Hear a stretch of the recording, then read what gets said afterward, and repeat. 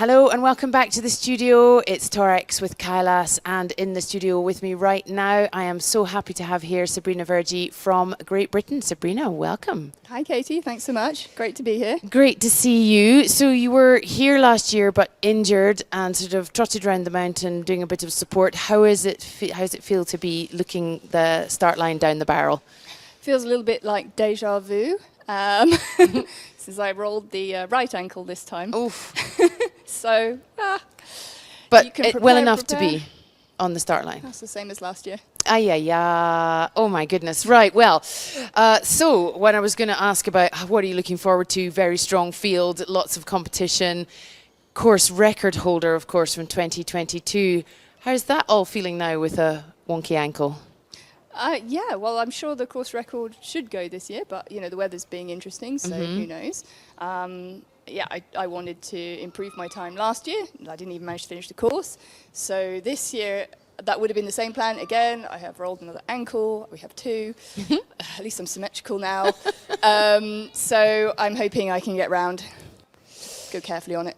Yeah, exactly. And it is very exciting to to have such a cracking female field. I mean, it's one of probably, would you say it's one of the best, one of the strongest fields in the women's category for Tour? Definitely the strongest field I've seen here. I think it's a reflection of what's happening in the wider world. We're getting more and more women into racing, which is great. Just want to keep encouraging women to come and race. And this is a great one. This is a good one. Really good. So I'm just pleased that lots of women are joining me. Awesome. Yes, exactly, because the likes of you and Jasmine, and then we've just seen Catie having an incredible race last week, beating Courtney Dauwalter's record at UTMB. And so, as you say, in the greater, wider world, there are so many women like yourself showing us what is possible. So thank you.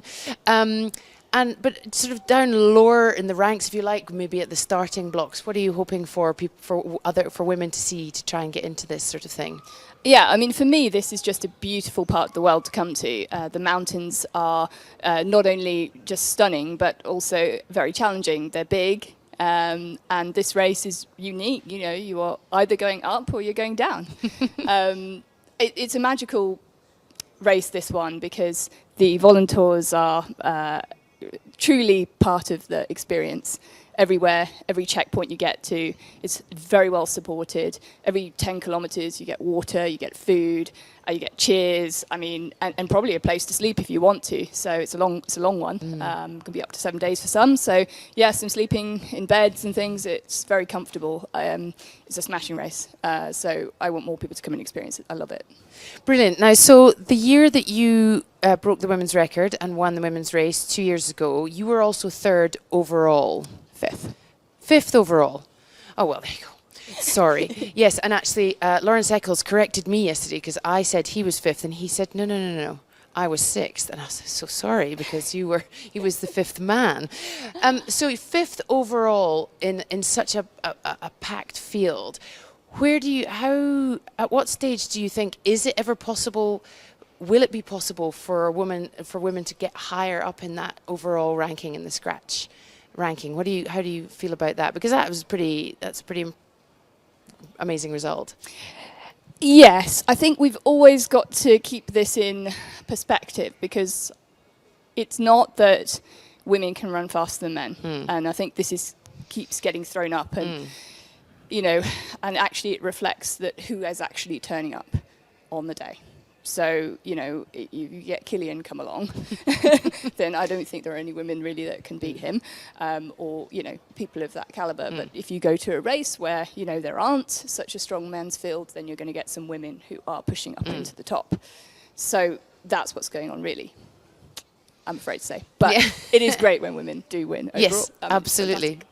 Good. So any sort of parts of the race you're particularly looking forward to this year? I know you've sort of touched on how magical it is all around, but any sort of... Oh, I love Lausanne. I love getting up Lausanne. I love getting into Vittoria Sella. I really like the other side, Val Tenanche, all the way through to Ollemont is a great part. You get to go to Maggia. And then after that, you got Cuny. I like that one. And we'll get to do Brisson this year. And actually, you know, I've recce it. I love Brisson as well. So these are good climbs. I mean, the second leg's my favourite, I think. You've got 3 big climbs. I love it. You know, you go all the way up to Col Fernet, all the way down, you go all the way back up to Anchelot, all the way down, then you go up the biggie, Lausanne, and then, yeah, all the way into Cognes. It's fantastic.